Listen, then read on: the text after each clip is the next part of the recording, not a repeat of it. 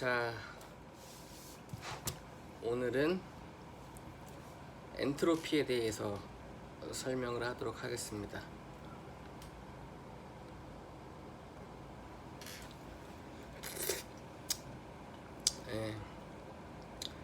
열역학 제2법칙 엔트로피의 증가. 엔트로피가 무엇이냐면은 우주에서 저는 제일 중요한 법칙이라고 봅니다. 엔트로피는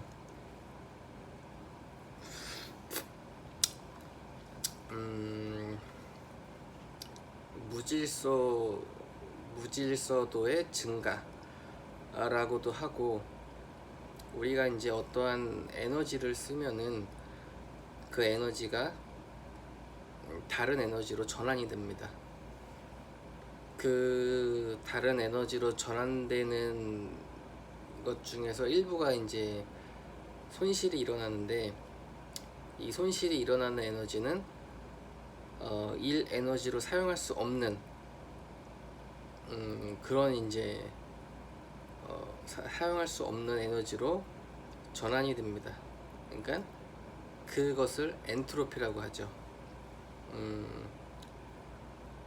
그러니까 어떠한 물질이 원래 상태로 돌아갈 수 없는 그런 이제 상태가 엔트로피입니다. 이게 자연의 법칙인데요.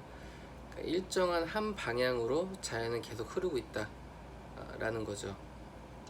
그러니까 우리가 시간이 흐른다고 하는 것도 시계 방향, 시간은 한쪽 방향으로만 흐르잖아요.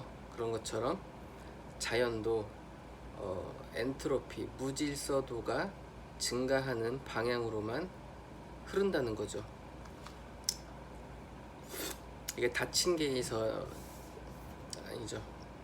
닫힌 개가 아니라 그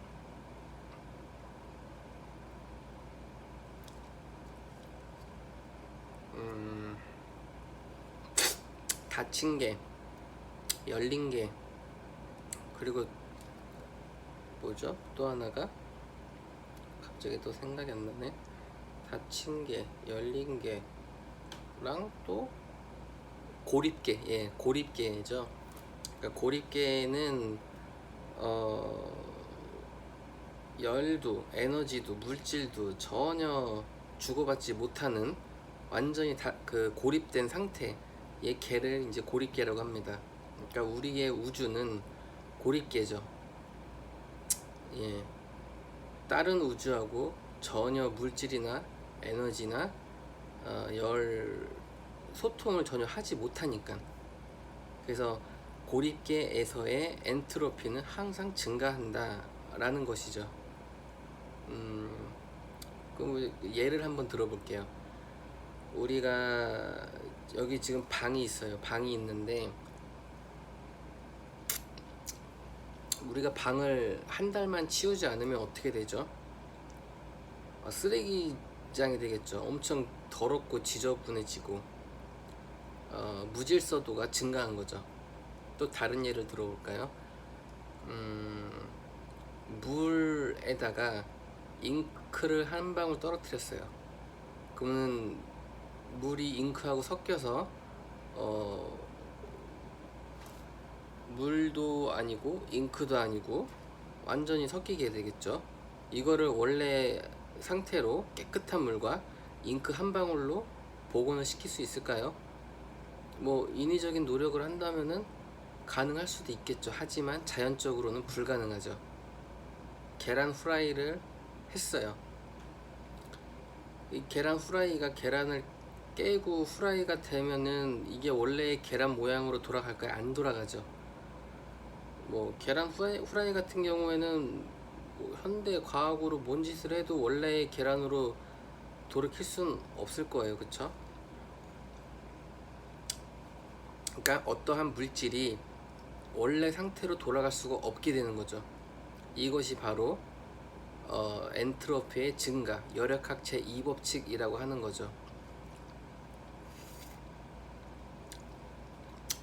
열은 높은 열에서 낮은 열로만 일어나지, 낮은 온도가 자연스럽게 올라가진 않아요. 인위적인 어떤 행위가 있어야지만 가능하겠죠. 우리가 온도가 높은 물질이나 어떤 액체 단위 물이 있다면은 자연 상태에서는 시간이 지나면은 자연적으로 식게 됩니다. 그러니까 열이라는 거는 높은 온도에서 낮은 온도로 이동을 한다는 얘기죠. 반대로 낮은 온도에서 높은 온도로 이동하는 경우는 일어나질 않죠. 이게 바로 자연은 일정한 방향으로만 흐른다는 얘기고, 이것이 바로 엔트로피라고 하는 것입니다.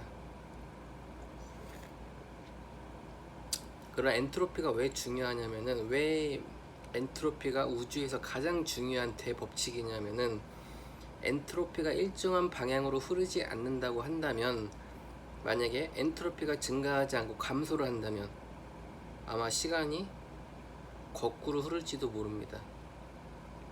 시간이라는 것은 애초에 존재하는 것이 아니라 상대적인 것으로부터 우리가 시간을 느끼는 것이기 때문에 일정한 방향으로 자연이 흐르지 않고 그 흐름이 멈춘다면 시간은 멈추거나, 엔트로피가 감소가 한다면 시간이 거꾸로 흐르게 되겠죠.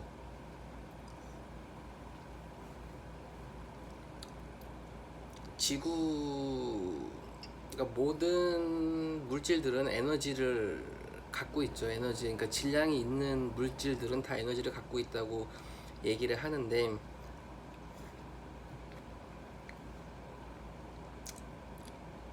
우주는 무한하겠지만은 관측 가능한 상태에서는 무한합니다. 하지만은 유한하다고 얘기하는 이제 그런 설도 있어요. 우리가 인간의, 왜냐면은 우주가 인플레이션 이론, 그러니까 우주가 팽창하고 있는데 이 팽창하는 우주의 속도가 빛의 속도보다 더 빨리 팽창을 하고 있기 때문에 우리가 그것을 가늠하기가 어려워요. 그래서 그냥 무한하다고 하지만 관측 가능하지 않은 영역에서는 우주는 유한하다고 말할 수 있는 거죠. 그러면은 이 유한한 우주의 에너지도 한정되어 있죠. 여력학 제1법칙 에너지 보존 법칙에 의하면 이제 에너지는 뭐 소멸되거나 없어지는 게 아니에요. 다른 형태로 바뀐다는 거죠. 이 얘기가 아니라 그러니까 엔트로피가 왜 중요하냐면은, 우리는 끊임없는 에너지를 소비하게 됩니다. 질서를 지키기 위해서 인간들은 우리 사회에, 우리 문명의 질서를 유지하고자 에너지를 끊임없이 더 많은 에너지를 계속 소비하고 있어요. 근데 역설적으로 우리가 질서를 유지하고자 에너지를 소비하는 것이지만은 이 에너지를 소비하면은 다른 형태의 에너지로 전환이 되겠죠. 왜냐면은 여력학 제1법칙 에너지 보존 법칙에 의하면은 에너지는 보존이 되기 때문에. 하지만 우리가 인간이 사용할 수 없는, 그러니까 일로 바뀌지 않는 에너지가 있어요. 바로 엔트로피죠. 그러니까 만약에 우리가 100%, 그러니까 뭐 100이라는 에너지를 썼다면은 99의 에너지가 다른 형태로 전환이 되겠지만은 1이라는 에너지는 손실이 일어나는 거죠. 예, 그러니까 에너지를 계속 사용하면 사용할수록 사용하지 못하는 에너지가 점점 늘어난다는 얘기예요.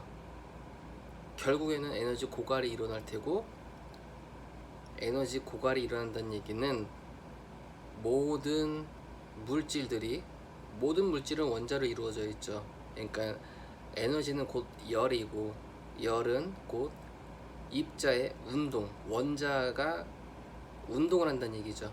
서로 청력과 중력, 밀고 당기고 하는 이런 운동이 곧 열 에너지인데, 이런 입자가 운동을 멈춘다는 얘기죠. 그렇다는 얘기는 우주는 정적 상태가 된다는 얘기죠. 곧 우주의 종말이 일어난다는 얘기죠.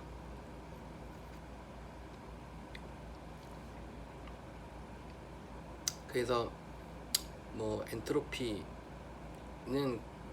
사실 근데 이 우주의 광활한 스케일에 비하면은 우리가 살고 있는 태양계 또 지구는 정말 뭐 티끌만큼도 안 돼요. 뭐 먼지도 안 되는 그런 스케일이기 때문에 우리가 지구에 있는 에너지를 다 쓴다고 해서, 태양계에 있는 에너지를 다 쓴다고 해서 우주 전체 엔트로피 증가하는 거는 그렇게 큰 영향을 미치진 않을 거란 얘기죠.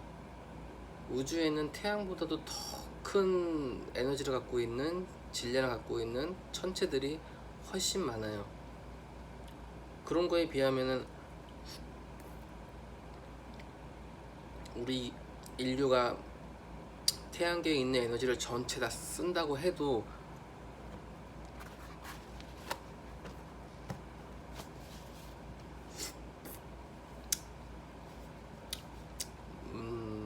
엔트로피가 증가하는 큰 영향은 미치지 않을 거란 얘기죠.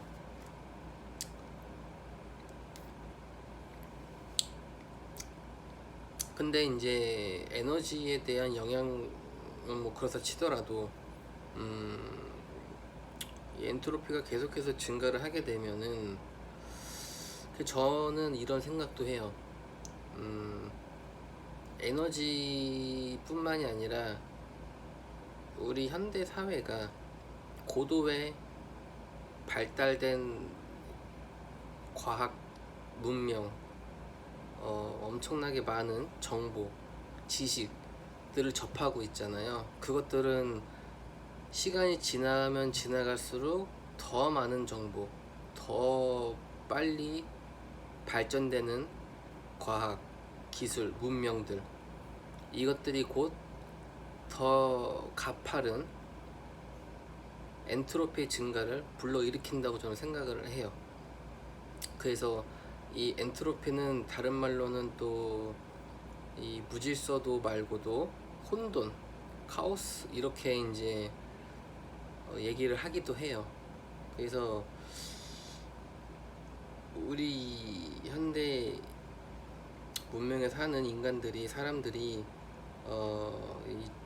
예전에 비해서 정신질환도 더 많이 생기는 이유도 이런 복잡한 세상에서 살고 있기 때문이 아닌가. 그것은 곧 예전보다 더 빠르게, 가파르게 증가하고 있는 엔트로피 때문이 아닌가, 이런 생각을 합니다. 그러니까 단순히 에너지의 고갈이라는 것만 생각할 게 아니라 인간의 삶에 미치는 영향이라고 봐도 전 될 것 같아요. 왜냐하면은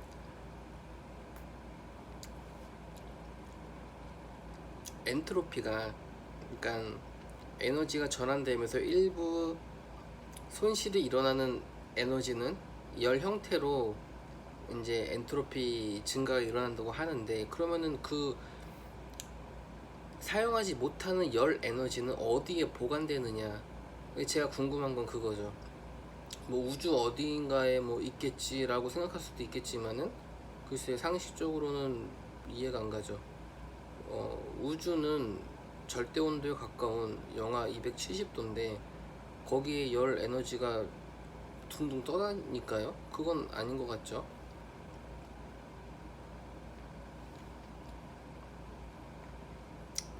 또 사용할 수 없는 일 에너지 형태가 아니기 때문에, 그래서 이 엔트로피는 과연 어떤 형태로 남아있는지가 저는 이제 궁금한 거고, 만약에 뭐 그런 것이 우리가 지금 뭐 미지의 영역인 암흑물질과 암흑에너지 이런 게 뭐 이런 형태로 이제 엔트로피가 남아 있을 수도 있는 거고, 그런 게 우리 삶에 영향을 미칠 수도 있는 거고, 저는 그렇게 생각을 합니다. 그래서 엔트로피는 우주의 법칙 중, 그러니까 열역학체 이 법칙 엔트로피의 증가는 우주에 존재하는 법칙 중 저는 가장 최상위 법칙이라고 생각을 하고, 다른 과학자들도 그렇게 말을 하고 있는 것 같아요. 우리가 어떠한 새로운 법칙을 발견을 한다고 해도 엔트로피 증가의 법칙을, 열역학체 이 법칙을 거스르는 그런 법칙은 존재할 수 없다고 합니다.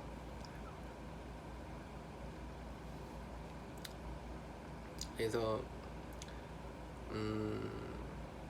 엔트로피가 글쎄요, 아직까지 뭐 인터넷에 검색이나 유튜브 이런 채널을 이렇게 검색을 해봐도 막 그렇게 전문성을 깊게 다루고 있는 그런 채널들은 아직까지 많지는 않은 것 같아요.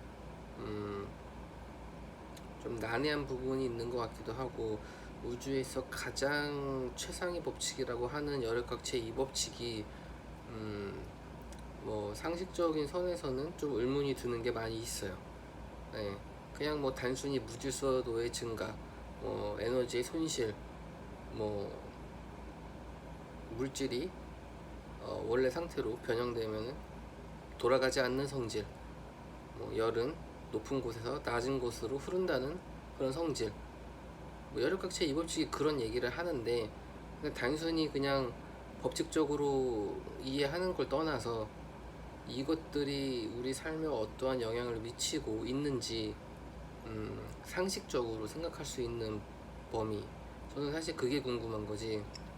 뭐 어떤 과학책에 나오는 이론적인 뭐 수학 어떤 공식 이런 게 사실 그렇게 중요한 건 아니라고 봅니다. 네.